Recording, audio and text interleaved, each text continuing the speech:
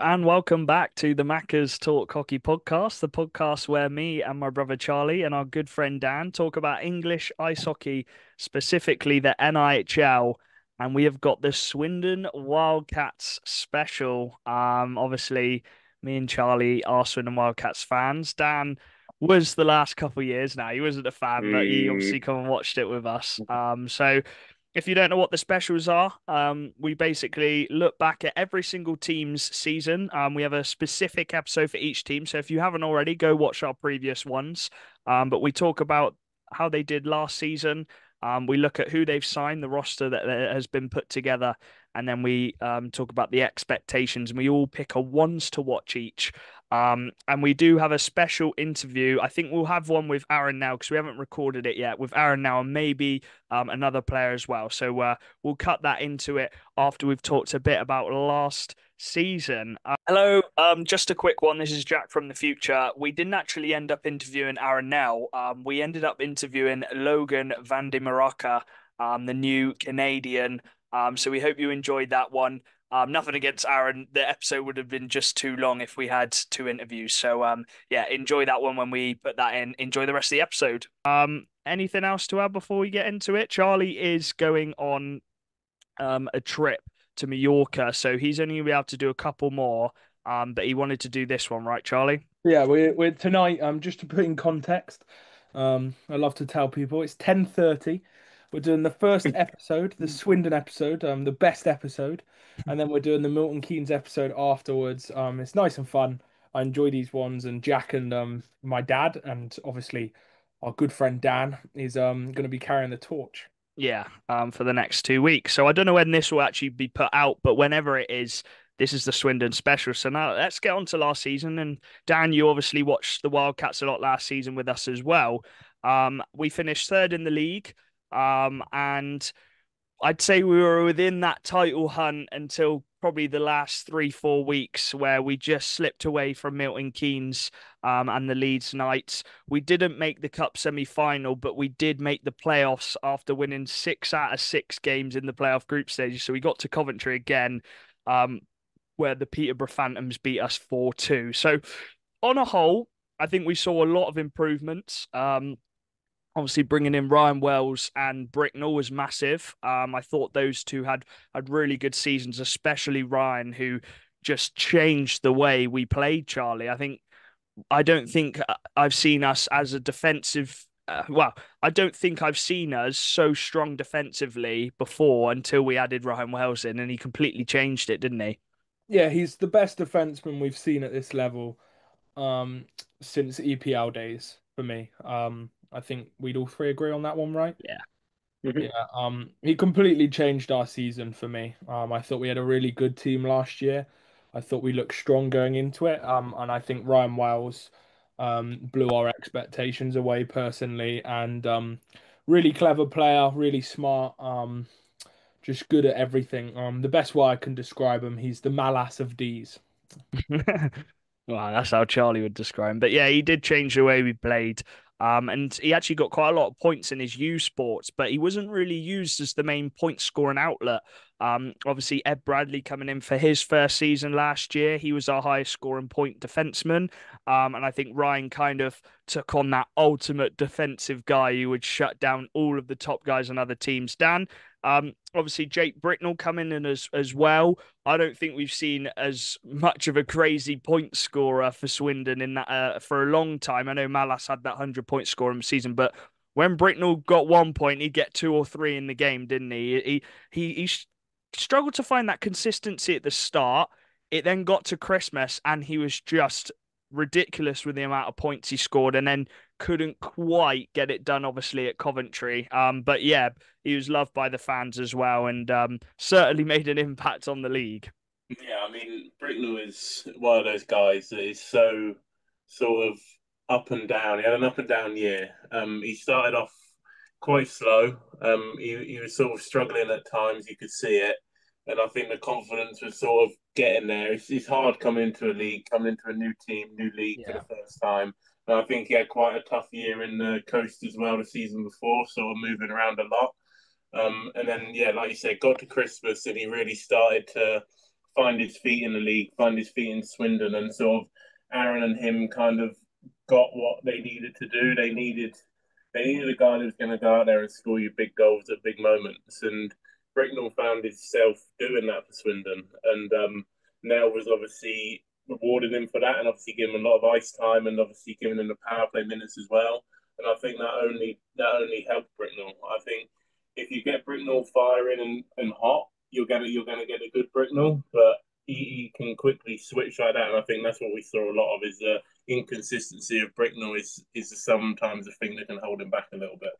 Yeah, do you want to quickly take your AirPods out, by the way? I just think it sounds much better Yeah, when they your are. air when it's just your laptop. But no, I completely agree. Obviously 107 points. He finished the top goal scorer as well. And I think the team was kind of built round in terms of our forward core at Bricknell. And then at the end of the season, we had that depth, which kind of got us back within that title challenge. A bit disappointing, Charlie, that we couldn't make a step to the final. I really thought we had a chance there in the Coventry playoffs to make that step to the playoff final, and who knows what would have happened. So in that sense, it was a bit disappointing knowing how good our roster was at the end of the season. Yeah, I think like as Britnell really got into form, he was unplayable at points. Like literally having like five multi-goal back games, and I think he was like 30 points behind Sobchak at one point and got super close at the end. And he was just he's very, very talented offensive player who I think one of his best traits is the fact that because he's so big, and like I think a lot of D-men in this league aren't they're a bit afraid of the bigger guys. Yeah. I think he earned his space and he was really good. I think for Swindon, I think there was disappointment. I think for me, we didn't start the year quick enough. And I think that was disappointing. We didn't get into the cup, which was needed, man. We needed to get into that cup. We should be in that top four after the 10 games. So that was disappointing. Then we had I thought we had a good league campaign. I thought we fought hard. We dropped off a little bit at the end. I think the points are a bit unfair to the part we played. I thought we did play a good part. I think I think to be honest, I think there was a lack of experience when it came to closing out of a league. Yeah, yeah. I think we didn't close out a league the way a league winner should, like Leeds did, where you just go on 12 games. I mean, that was disappointing. And then playoffs, we didn't really turn up in Cov this year. Again, we didn't show the levels we can do. And credit where credit's due. Peterborough as a squad, as we know, Slava's amazing, but just as a team, they're brilliant at making you think you're playing really bad when actually they're just they know how to shut down a game. And I think, yeah, a lot of our bigger guys didn't quite step up on the big stage that day, and that's the fun thing about playoffs. But the hard thing is you don't have any other days to put it right when you're at Coventry. But altogether, I enjoyed this season a lot. It would have been Yeah, nice to have silverware or at least make it to a final. But it was a great year. It was a fun year.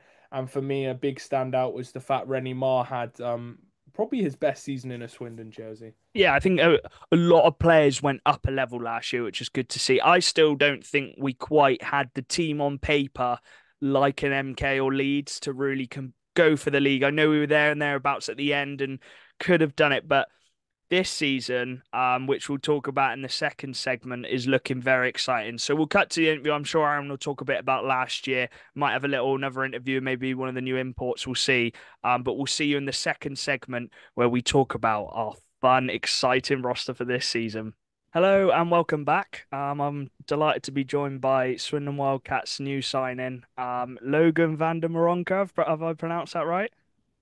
Yeah, I've heard worse, but it was pretty close. Well, go on. Tell us all how you pronounce it, because I know there's a lot of Cats fans wondering. Yeah, it's Logan vande Meerakker.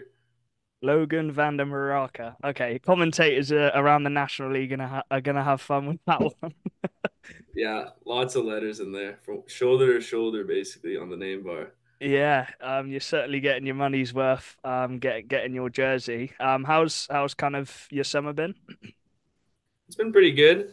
A little long. I mean, I wish the off season was only a couple months versus 5 or 6, but it's been good. Playing some golf, working out, getting on the ice a bit. So I'm excited to get things going here soon.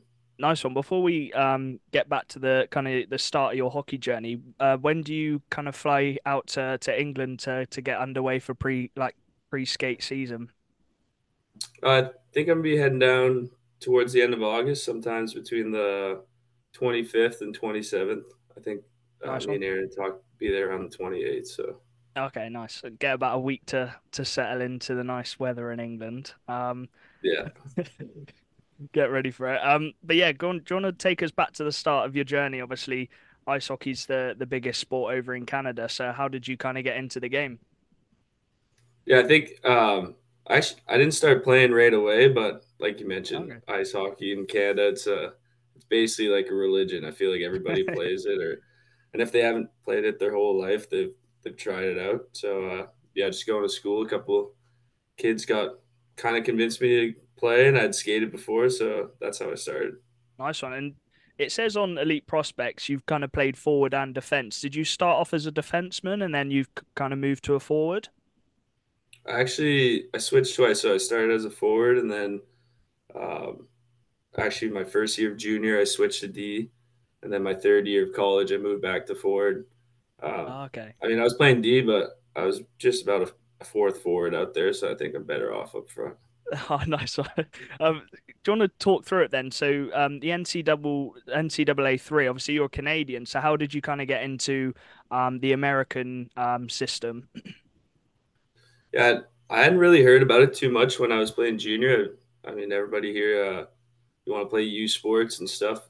Yeah. Not many guys who don't play major junior get to play U sports, but later in the season, um, my general manager for my team in Pictou County had talked to a few coaches, and that was actually the only offer I had was to go to Norwich. So, I mean, I didn't have too many options. It ended up being a good move for me, but that's how I ended up playing in the States in Vermont.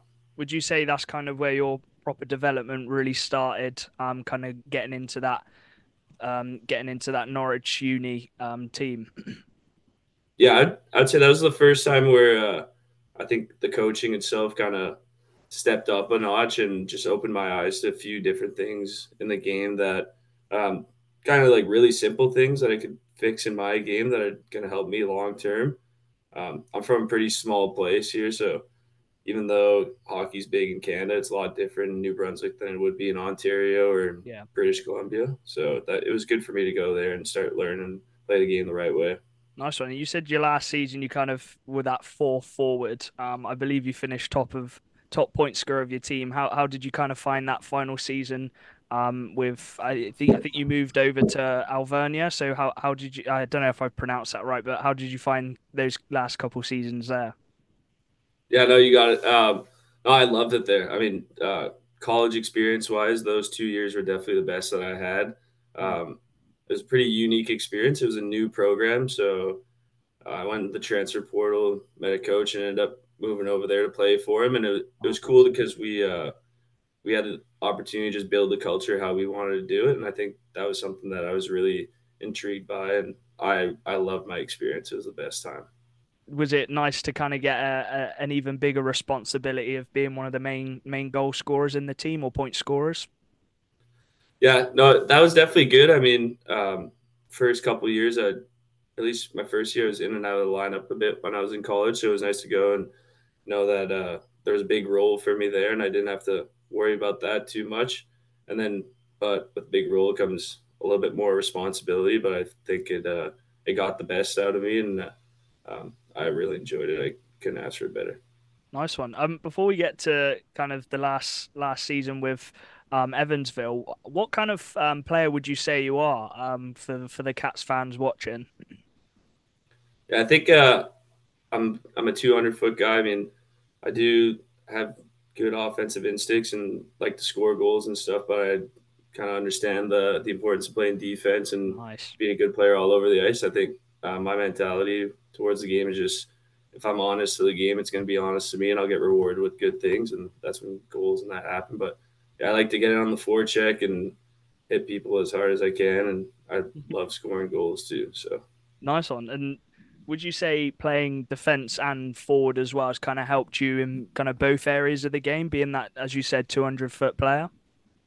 Yeah, absolutely. I think the move for me in playing D taught me a lot about playing defense. And growing up when you're a forward, and Yeah. all you can think about is just scoring goals, and that seems like the most important thing when you're a kid. But it just gave me a really good understanding of what it takes to be a complete player and how important that side of the ice is as well. And I think just it helps me understand a little bit what the D's are thinking and how to stay open and available for them too. So, and I mean, I've had to jump back there a few times over the years when I played forward. So it's good to just have a feel for the whole game, I guess. Nice one. And let's get on to last season then. How did your move to Evansville come about? Because we've seen a lot of National League players come from Evansville Thunderbolts, and your name's been added to that list. Yeah. But I went there at the end of my last college season. I finished the season there and played playoffs. So I think last year I had already known in the summer that I was going back, and I'd Oh, nice. known a lot of the guys. So it was pretty easy transition for me. I didn't feel as much like a rookie than I'd say somebody who didn't get to play after college. Yeah. But yeah, it was a lot of fun. I had a great year there. So Yeah, so let's get into the season then. And what in the National League, the league title is quite an important trophy to win. I'd probably say it's the most important. You play 54 games in a season over in the SPHL as well, exactly the same as the National League. Do you want to talk through kind of what there was to win last season? Because obviously you did end up winning the playoffs, which was a big achievement at the end, but kind of sum up what that league is. yeah, I'd say it's a little bit different in North America. I mean, the goal. I mean, everyone wants to be as good as you can during the regular season, but the big trophy is the playoff one, and that's what you're going for. And I think for us, we kind of didn't just sneak in. We were in a playoff spot most of the year, but we were towards the bottom end of the table and caught steam in playoffs. And I mean, we didn't lose a game in regulation, so we were 6-0-1 through 7 games, and I played our best hockey then. I think compared to, like you said, the regular season title in England is definitely the biggest one for us. With it being the playoffs, you kind of go through the whole season just trying to perfect your process so that you know when it comes playoff time that you're ready to go. I think that's kind of the tradition in America and Canada, isn't it? The playoffs is the big one to win, and you faced against a team who finished top of the league, if you want to say that, in the second round, I believe. So how was kind of that battle against them? Because I think you got one over them, didn't you? Yeah. So we actually played the second place team in the first round and the first place team in the Really? second round. The hardest route Yeah. possible. But the funny part about it is the year before, a lot of us were there, and we played the first place team in the first round and upset them. So we were pretty familiar with the position that we were in, being the underdogs and stuff. And I think it's something our group thrived off of. And we kind of just were like, why not us? Like, we've done it before, may as well just go do it again. And the sweet thing about beating the first place team in the second round, they were our biggest rival, and throughout the regular season, they seemed to have our number a little bit. So, yeah, it was always really heated. We'll keep it at that when we were playing them. So it was sweet to get a couple wins. That's what you want to hear. And then it gets to the final. And for those listening, it's a best of three, I believe. So you've got to win 2 games to get the championship. Is that right? Yeah. Best of 3. It gets to that final. You take game 1. Talk us through game 2. I believe you're at home as well, and you get the opening goal of the game, and it was, I'd say, a highlight reel goal. Yeah. Yeah, I'd say probably one of my better ones I had in the season, if not the best. But no, I think yeah, once we got to the finals, we hadn't beaten that team all year either. Really? So just kind of off the theme of being the underdog and just beating the odds. And yeah, for the goal itself, that was a pretty cool moment for me. I think I kind of have chills now when I watch it sometimes, just how loud it was and just to understand the magnitude of the moment at that point. I mean, when you're on the ice, you don't really think about it, but now looking back a couple months after, it's pretty cool that was able to happen. Nice one. I did actually see a few of the comments from the Evansville fans who were gutted, but how cool is it being able to play in front of them for the season and get that playoff title in front of them at home as well? Yeah, I think that was one of the better parts, just because we had a really loyal fan base, a select group of them, and some that would even travel on the road, and they did a lot for us off the ice. Just and you could tell how much it meant to them. So obviously the crowd was big, but for that group of fans, they were pretty close with our team, and just to see how much it meant to them and to have them be able to experience that.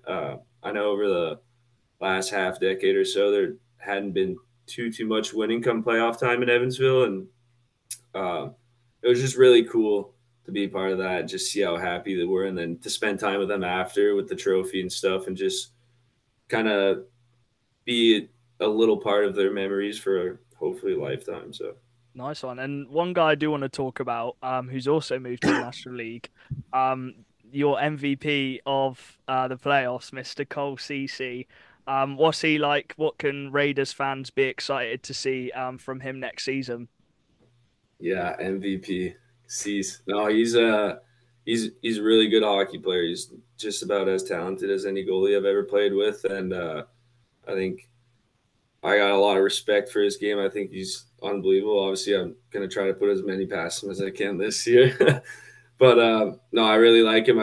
He's a really good friend of mine now, and he's got a knack for showing up in big moments. So they should be excited. He'll be quite the player for him, I think. I was gonna say, does it make it even more hungry to go and get one past him next season, having played with him last year? Oh yeah, those games are already circled in my calendar. That's one of the first things I check. Do you know any other players in the National League who you've played with or played against? Not personally. I think I know of a few players. Just haven't watched them major junior growing up. We have a team here in Moncton, but other than Cease, I don't know anybody else in the league. Nice one. Well, you can get to know some because there's an extra import slot actually. So every team's now got the four imports. So let's get to it then. The Cats want to hear how did kind of the move come about and yeah, when did Aaron get in contact and let you know that he wanted you to be on the Cats? Yeah, it happened pretty quick. It was towards like mid July, I would say. He was actually talking to my line mate beforehand and watching video and that stuff. And he's mentioned that on interview earlier a couple weeks ago. But yeah, and then once things kind of fell through in that sense, we got in contact, and I'd been looking to go play in Europe for a while. So, and then once we spoke a little bit more, I knew this was the right move for me. Nice one. Have you actually been over to the UK before, or would this be the first time you've been over to England? Yeah, this is the first time. Really? You a bit nervous? No, not really. I think knowing that I'm moving there and having just gonna be hanging out with my teammates right off the bat, I think that's gonna make the move pretty easy. Nice one. And you said you wanted to go and play in Europe. Did you know anything about the National League before you kind of got in touch with Aaron? Yeah, a little bit. I mean, I've been keeping tags on leagues overseas for a while since I was playing junior. I'm pretty Nice. realistic about where my hockey career was going. I knew North America wasn't really the best move for me, being a 25-year-old free agent. And my dad's from Europe, actually, so I'd always wanted to move across the pond and just play as many seasons as I could over there and kind of experience a little bit of the life that he experienced. He moved to Canada when he was 17, so still a little long time. Nice one. And have you managed to get in touch with any of kind of the Wildcats players already? I know the announcement was a few weeks ago now, but the team obviously has been together for a long time and a lot of the same players part of that team, and you're going to be added to it. Yeah, no, I haven't talked to any of the boys so far, but like you mentioned, them being together for a long time and kind of what Aaron had to say about the group and who they are as individuals and how close they are, that was something I really wanted to be a part of. So I'm pretty excited to meet all of them. Nice one. And why did you go for the number 23? Did you get to choose that? Well, my idol's Michael Jordan, so I used to have 23 in college, and then I switched to 46 because it was double 23, and then I could get it again. So Did someone else have your number then, did they, in Evansville? Uh, in Evansville, when I first got there, there was somebody else who had it, so then I just stuck with 46. Okay, 23 is actually my favorite number, so that's why I've pointed it out, and you've taken Yeah, that. So a lot of pressure now on that jersey. yeah, a little bit of pressure, but I mean, it is what it is. Good Nice number. one. Before we come to an end then, have you kind of Seen all the hype around the National League. I know the National League's got a lot bigger. There's a big fan base over in the UK, and I know the Wildcat fans are really excited for you to come over. So, kind of, what's your message for those fans who's going to see you in about a month's time? Yeah, I mean, I've watched just as many games as I could on YouTube before I'm going and stuff, and I'm pretty dialed into what's happening around the league. I think my message to Wildcat fans is just they can expect someone who's going to go out there and give it everything he got every night. I mean, the most important thing to me is winning, and I fully intend on coming there and contributing as best as I can towards that goal. And I know that's what they want, the organization wants. So, yeah, just an honest player that's going to do everything he's got to get as many wins as possible. Nice one, and we've signed quite a lot of a couple players from the Elite League, which is good, and the roster looks really good. So hopefully, can pick up some silverware as well and finish where you left off last season. Yeah, that's the plan. I mean, we'll see. We'll see what happens. Still a lot of games to go before any of that's been handed out. Oh yeah, 54 game season again. Do you prefer it? I know in the U Sports they only do about 27 or 20, or it might be 30 odd games, but do you prefer playing a lot of games to a weekend? Kind of, will you be ready for that schedule? Yeah, I think it'll be pretty similar to what I did this year, and then the travel will be a little bit lighter. I think last year I spent hours on end on a bus, double digit hour bus trips on overnights and stuff. So I think I'm as ready as I could be. I've had a pretty good intro to taking care of my body and understanding what it takes to be a pro. So uh, I like the long schedule, and I'd play even more if I could. Really? Well, I think it's 54 games in the league that you've then got cup games, playoff games as well. So, plenty of games for you to play this season. We'll see you in the end of August, I think, or start of September when we've got our first pre-season game. And yeah, I'm interested to see the name fitting on the back of the jersey. Yeah, it'll be a smaller font for sure, but I'm excited to see it too, and I really appreciate the interview. Nice one. Thanks, Logan. See you in September. Hello and welcome back. The second part of the episode, where we look at the squad we got this year, and oh boy, it is looking good. Right away, the Wildcats announced the signing of Ben O'Connor, GB international Ben O'Connor, who's played the Elite League for countless seasons, has scored ridiculous amounts of points, and I don't think, Dan, fans understand how big this signing is. Aaron now said it himself. This is probably the biggest signing the Wildcats have probably made in their history in terms of a Brit. Yeah, I mean, you look at his CV and look what his career's been, and like he's been unbelievable with the experience that he's had. Obviously, he's played in the big stage for GB, played against Canada, he's played against the likes of Bedard and stuff like that. And to have a guy like that coming into Swindon and obviously taking sort of, I mean, I say taking charge, but like we're going to go into, you've got Ryan Wells back, so he's coming into that decor that's already very strong, and he's just adding more firepower to that decor and just adding a different style of play as well. Obviously, he's got his offensive side, which is going to be really helpful. You've got players like Wells that have also got that offensive side, but maybe he can step back a little bit on that and sort of focus more on the defensive side. And I think as a Swindon fan, that's only exciting, really, seeing what Wells did last year. But yeah, bringing in a guy like O'Connor, not just because of his play, but just his stature, having that in the dressing room is just going to be a massive push for Swindon. Charlie, it changes everything in terms of you're going to revolve a lot of your play around O'Connor. You're going to rely on him a lot because he is that good offensively. And I still think he's going to be one of the best D-man defensively as well, with playing in the Elite League the last 20 years. Like, just to put in perspective, a couple years ago for Guildford, he got 50 points, a point a game in the Elite League, 10 of them being goals. He then got 35 the season after, and last year with Dundee got 26 points. He finished joint top point scorer for GB in the little in helping us getting promotion. It's just ridiculous, and we are so lucky to be able to have a player like him next season. And we were saying with Bedbris going back to forward, you're basically just switching Bedbris for O'Connor, and then you get Bedbris as a forward. Yeah, like to put it simple, I personally think that's the biggest signing of the summer, and I don't think anyone comes close, British quality wise. Imports, of course, every team has imports, but to add a guy who's better than import defenseman, I could guess some import defensemen in this league. I'm not going to say them, but I think Ben O'Connor's better than one or two. And you've added Ben O'Connor to this lineup. It's disgusting. You genuinely have a guy, which is this is mental to say. We've spoken about Wowsy being back. We've spoken about Ed Bradley. You've got a guy who's going to get on the power play over both of them. Um, you've got a guy who's played on the power play his Run whole the power career, play. and I'd love for people to tweet me if you think this is an outrageous statement, but I think you've got someone who could potentially score 80 points from defense.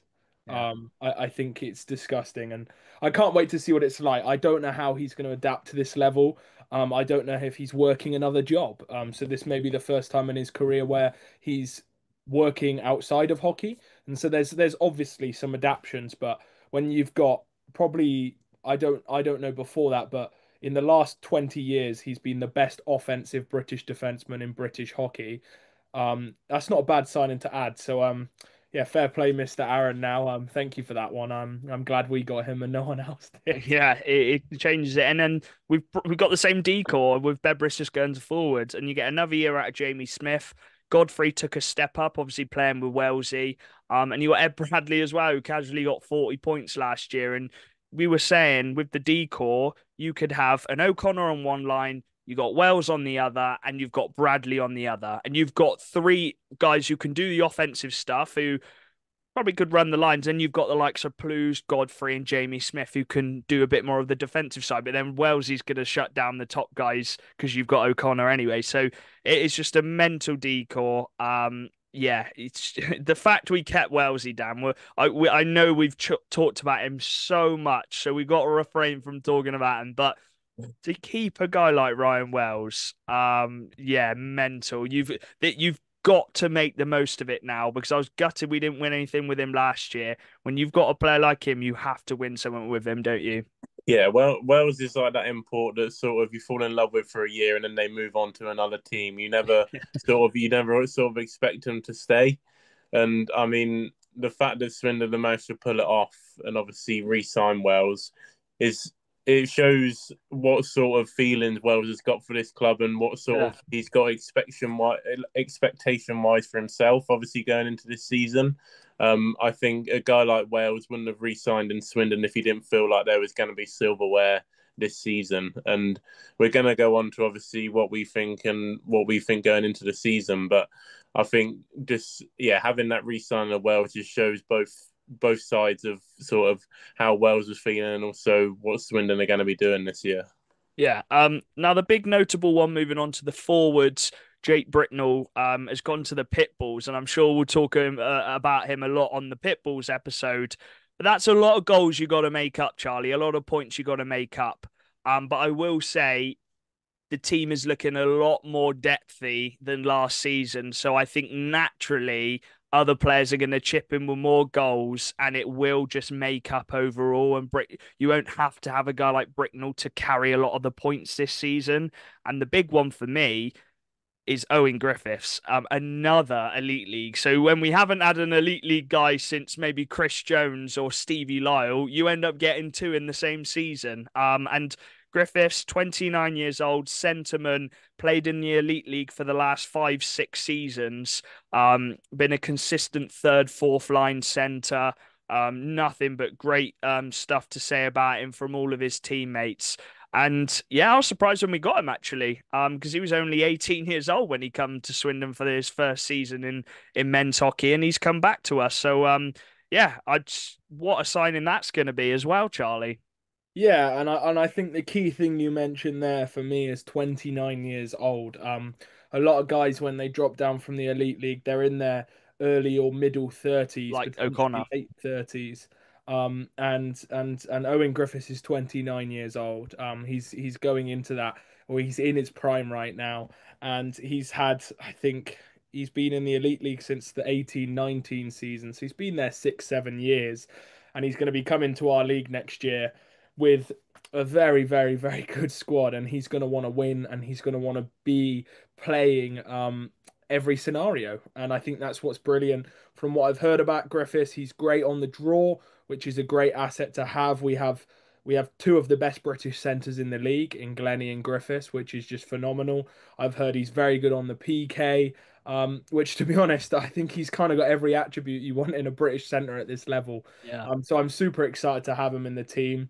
And again, I just think he's one of them guys, and I think every fan, whether you're a Swindon fan or not, you can see why we're excited, because when you have if you just get one of Griffiths or O'Connor in your off season, you're excited. When you're getting both of them as Brits coming down to your team, it's like you've just won the jackpot. So it's very exciting. It's awesome signing, and I really can't predict a guy like Griffiths' points, because from what I've heard, his game is so much more than points. Yeah.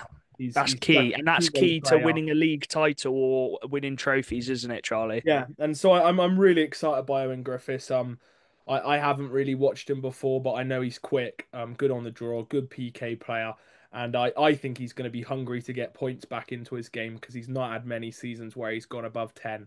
Yeah, And because he's I been think playing he's that gonna get third, much more than fourth that line this role. year. Yeah.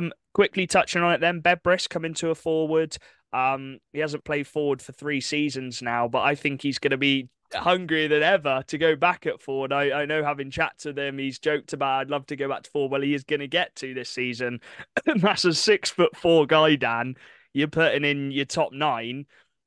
Who's going to keep hold of the puck and just be a nightmare at forward this time instead of defense. And it's just another big body to add to that forward core, which I think is going to be so hard to play against.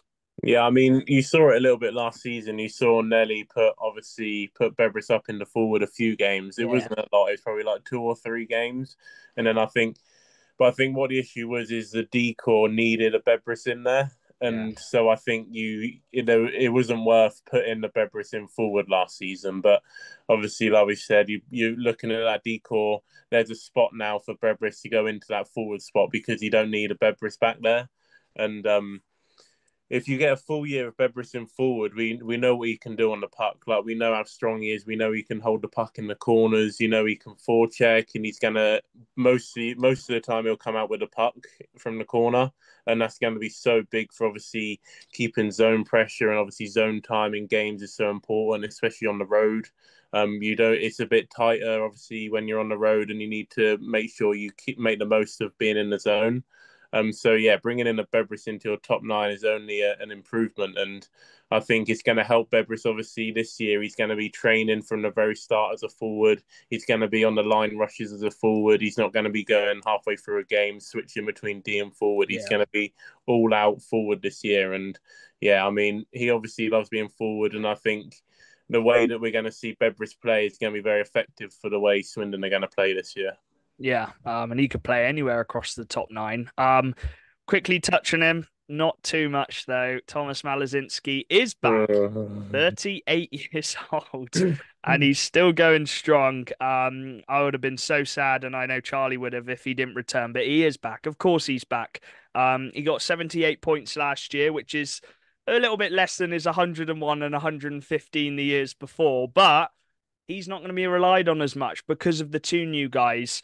And I think this will be good for Thomas, because he won't have to suck up as much ice time, Charlie. And he might, as much as I know you love him, he's not going to be the main import now.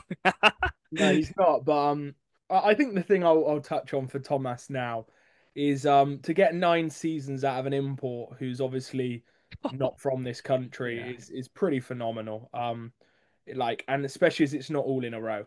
He played 3 seasons, spent 2 years away, and then now he's done 9 seasons. That's so rare. That's so rare. He's a year off a testimonial. So what a cracking player. And I'm very happy that I think this year he's got a team where he's not going to be the guy relied on, and he can actually enjoy being carried a little bit in some games, because he's done that for so many years. Yeah, points wise, he won't have to, like, you're not looking to Tomash and going, you need 90 to 100 points now, because you've got other guys, Brits and imports, who can get that. And we'll go to our other import. Actually, we'll quickly touch on the other guys. You've obviously got the fourth line this year of Josh Shaw, Dylan, and Sam Bullas has re-signed. Then you got Luke Johnson, who can play in now and again. I'm not sure what the kind of deal is in, but he is back. So that'll be a really fun fourth line to chuck out. And as a fourth line, that's just like the perfect line to throw out as a fourth line. And Sam Bullas is getting a bit older, but you can still chuck him out for 10 minutes a night. Then you got obviously Reed Sayers coming back, Chris Jones coming back. Obviously, Aaron's back as well. And then obviously Glennie. But moving on to our first import forward, and it is one of the coolest names, Logan vande Meerakker. I think that's how you pronounce it. I don't know how they're going to fit that on his shirt. But Dan, this is an interesting one because I don't think Swindon have ever signed a player who's come straight from the SPHL. And he's had a pretty unique kind of youth setup. He come through the NCAA 3, got really good points in there, finished top point scorer of his team in the last year. Then he went to the Thunderbolts, and last year the Thunderbolts won the playoffs, and Cole Cece was part of that team as well, the new Romford goalie. But he finished with 37 points in 54 games, and he was top point scorer in their playoff run as well, scored in that final.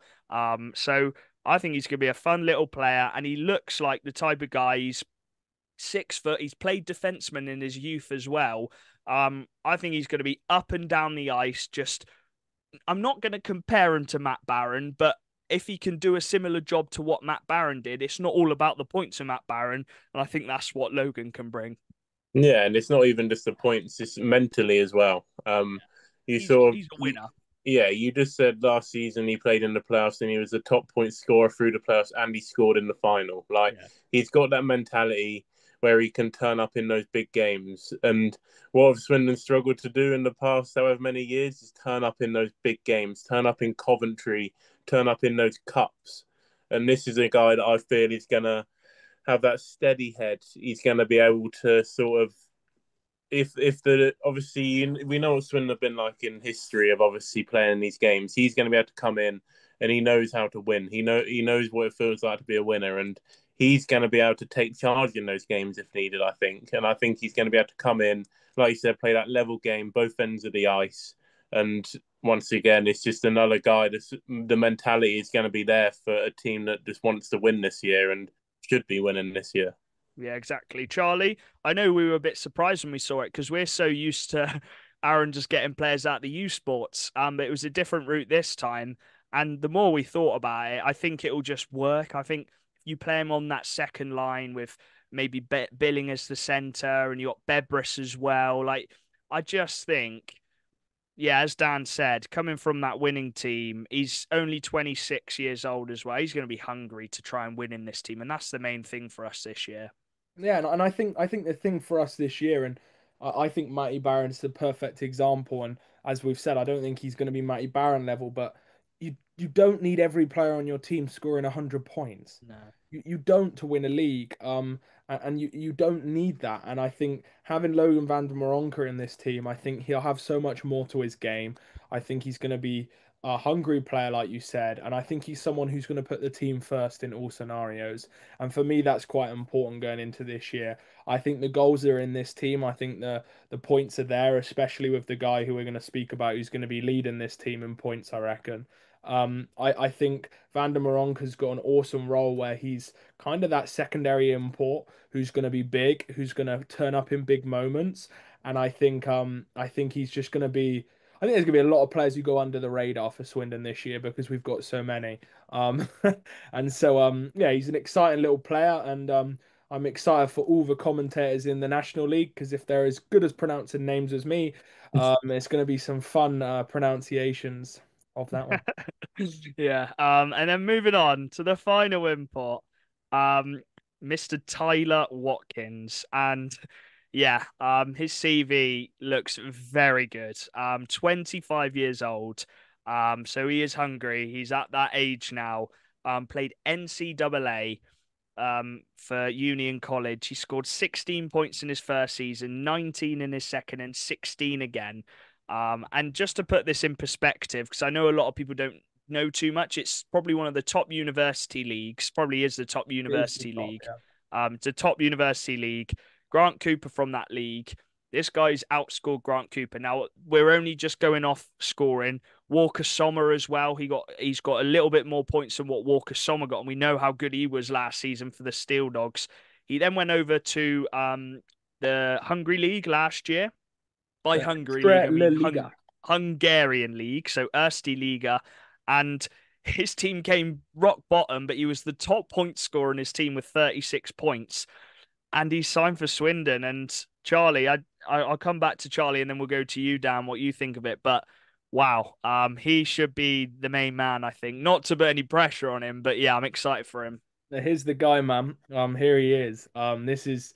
This is a signing I didn't expect Darren to make. And what a signing it was. What an exciting announcement. Again, only 25 years old. It feels like we're not younger as in terms of young talents. We're having players in 25, 26, 29 in Griffiths who are hungry and ready.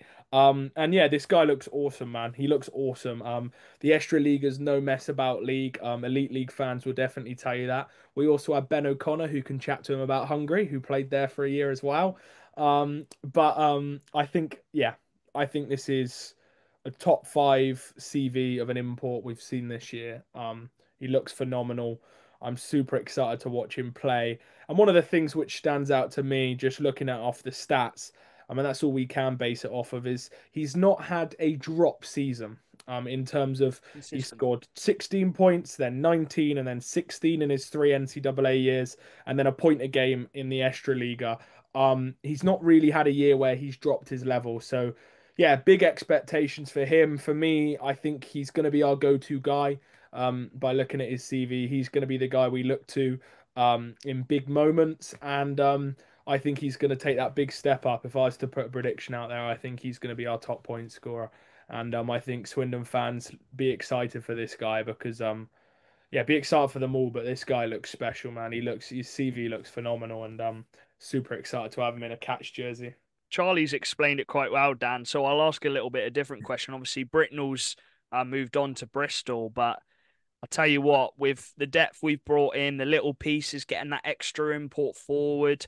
I'm not saying I don't know if Tyler Watkins will get as many points or goals as Britnell did last year because we were heavily dependent on Britnell. But if you can just get a spread amount of points across all of these very good forwards, I think that top 9, you can play anyone with anyone. They're so balanced and solid.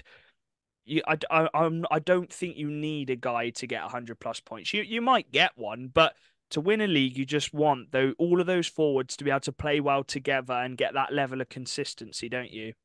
Oh yeah, a team always beats one player. Like you need that team around that team. You need that team points and just depth up and down the lineup to win trophies. And obviously, we saw what Bricknell was like. He's a very hard hitting forward. He's a power forward, whereas this guy is just from looking at him, he's going to be a lot more skilled, a lot more. He's going to be a lot quicker.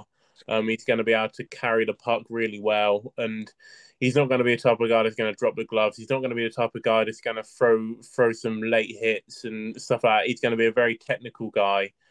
He's going to be very clever with the way he shoots and the way he sort of moves the puck. And like Charlie said, this is your go-to guy. Like he's come in with this CV, he's going to have expectations on his back, and he's got to live up to those expectations. And from looking at what leagues he's played in and stuff like that, I don't have any doubt that he will. I think he's going to be the guy this year, and pretty much is echoing what Charlie said. Like he's gonna be very, very exciting to watch for Swindon fans, and not so exciting if you're playing against him, which I'm gonna have to sort of get used to this year. But yeah, another good signing for Swindon and another winning piece to their team.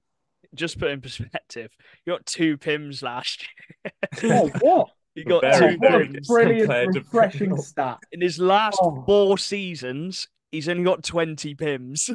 That is lovely. I'm not going to. Walker Sommer barely got any PIMs as well. So that does refresh me. Because I felt like we had a couple too many penalty minutes last year. Yeah. Britton he loved a weird penalty. And I know Britton will go on to do well at Bees, but I must say he's not going Bees. Bristol, mate. Bees. It's late. Right, let's get into expectations then, and I'm going to start with this one. And this is the first season where I've looked at our team and I've looked at other teams, and I think, you know what? I actually think we've got a roster which really can win this league. And obviously it's all good saying it before a season on paper. It looks amazing. You got to see it in when it's actually playing well, but when you're adding one of the best British defensemen that we've seen and Griffiths and the CVs which these imports have, you have to take that next step now and compete for the league and win the title. And I want us to win the league this year. And I think we've got to push for a final in the cup or the playoffs as well. Take that step in there as well. So I think there's very high expectations. Charlie, we'll go on to you. Yeah, I would agree. For me, Swindon have got to win a major this year. Major being ideally the league, if not definitely the playoffs. There's a lot of pressure on this Swindon team this year. I think I think this is the first year where, and I'll say it how it is, I think we go into the league with the best team on paper. I really do. You've added Ben O'Connor, Griffiths, vande Meerakker, and Watkins. It's crazy. And Keith Wells. And kept Wales. Yeah, it's crazy. And so yeah, it's really exciting year for Swindon. There's expectations, but I'm really confident in this team. I think now's built a really clever, very high IQ team. I think we learned a lot from last year as a squad, and I'm glad we've kept that together. I think we've got a great depth. We've got 13 great forwards, and the depth guys will play their role. I love the fact we've got Bebris who can go back to D if needed. Luke Johnson. And I think, yeah, there's pressure. So for me, I want to see us lift that league title. And I'd like to see us win a cup. For me, I'd love to see 2 trophies this year. But I think the big one this year is the league. You've got to show that you're the best team, and the league is the best team. So there's big expectations. We've got to win them cups, and we've got to have silverware back in Swindon. And I think as well, before I get to you, Dan, with Aaron, I think you could probably play Aaron on the third line this year. You've got the team where you don't have to rely on Aaron's 30 goals this season. You've got players who've coming in, Bebris back to forward, the extra import forward, and Griffiths to play. Oh, quickly mention we lost Bally as well. We wish Bally luck at Leeds. Hopefully not too luck, because we're going to be battling against him next season. But he's been a great servant. He was a really good servant actually. On Bally, I really liked Bally. Yeah, and a great guy as well. But yeah, he always played with Thomas and Malas, so I watched a lot of Bally. Not Thomas and Malas. Tomas and now. Right, Dan, get to you before Charlie says anything else. Yeah, I mean, pressure is the word for Swindon this year. Not only for the team, but for the guy on the bench and Aaron now. This is it. This is the team. Like, Swindon, the past few years have always had that team that should have won something, and they've never been able to get over that hurdle. This season, there's no excuses. Personally, for me, even last season, I don't think there was really an excuse. But this year, there's definitely not an excuse for not winning something. And like we said, the league is what shows the difference between a winning team and not. If you don't win the league, I would like to see 2 cups, playoffs and the cup, if you don't win the league. But I mean, looking at on paper, that team is a league-winning team. And when you're looking at the other teams around them, there is a little bit of a gap there. And now all it comes down to is the way it's coached. And that's the main thing for me, is if this team is going to be coached correctly, I don't see any issues with you winning stuff this year. But this is the thing. If you don't get coached properly and it doesn't you go back to your old little ways, I think that's where it can be an issue. And I think you've just got to be very careful with the way it's coached this year, and you've just got to coach it the way that Nell thinks is right. And I think Nell has obviously built a team that he wants to that he can see as a winning team. And I think it just has to be coached the right way this year. And the players have to buy into it. I think the whole team has to buy into it, know their roles. Yes, you love power play time, but there's so many good players, and you hope that they get split up a bit as well. But yeah, it seems like we built a team which wants to win. Nell's signed this team. He's fixed the holes. If there was any holes last year, he's fixed those holes with bringing in some big guys. And I think he never normally signs the guy that doesn't really buy into what he wants. He always seems to have that dressing room really tight. He always seems to have that dressing room really well managed. And I don't think that's going to be an issue is getting the players to buy in, but I think it's just going to be just how free flowing it can be. But as a Swindon fan, I would have very high expectations for that team, and I think the team and Nell will know it. I think Swindon have always been a team that's sort of under the spotlight. In the past few seasons, obviously they have been at the upper end of the league every season for the past 2 or 3 years. Even since probably leaving the EPL, you've always been one of the top teams. And yeah, so like I said, I think this year is the year that you need to really show that next step of Swindon. Yeah. And we're going to choose our ones to watches who we think will have a big impact on that. These could be quite boring ones, but I think it is the guys to watch. So Charlie, because you haven't spoken for a while, I'm going to give you first pick for this one. I haven't spoken for a while. I'm going to get first pick. And some are going to call me boring, but I've not actually picked him as my ones to watch. He'll go under the radar this year. He's my favourite player. Thomas Malazinski is my ones to watch. In a season where we're expected to win silverware, everyone will expect the Tyler Watkins, and people will forget about the 38-year-old Thomas Malazinski, who's got one of the best two-way games in the league, and I reckon he'll pick up like a tidy 70 points this year. He's always the best player to watch on the ice. So yeah, I'm going to pick the guy who's going to help us lead us to silverware this year in Malas. Okay, Dan, I'll let you go just in case you pick my one and I can change it. Go on. I'm going to go with vande Meerakker. Okay, yeah, nice. Like I said, that winning mentality is going to be so key for Swindon this year. And I think he's going to bring that level head in those big games, something that Swindon struggled in, like I said. So, yeah, this guy's going to be one of those big pieces, maybe not for points, but just for mentality and sort of play style in those big games. Nice one. You've gone for two of the import forwards. Sorry, Watkins, I'm not going for you, mate. As much as I think you are going to be the star man, I'm going to go for Ben O'Connor. I can't not go for him. I just think he's going to change a lot of things this year. And when you get a guy like him, I think visually as well, he's going to do some mental stuff in this league. So Ben O'Connor it is for me. This has gone on quite a while, but yeah, we're so excited for next season, me and Charlie, and high expectations because this roster is for me the best roster I've seen, the best Swindon roster all rounded I've seen. So I'm buzzing for it, and let's just get this season started. So we hope you've enjoyed this episode. Please do leave a like, comment, subscribe, follow all our socials at Macca's Talk Hockey, and we'll see you in the next team special. Peace.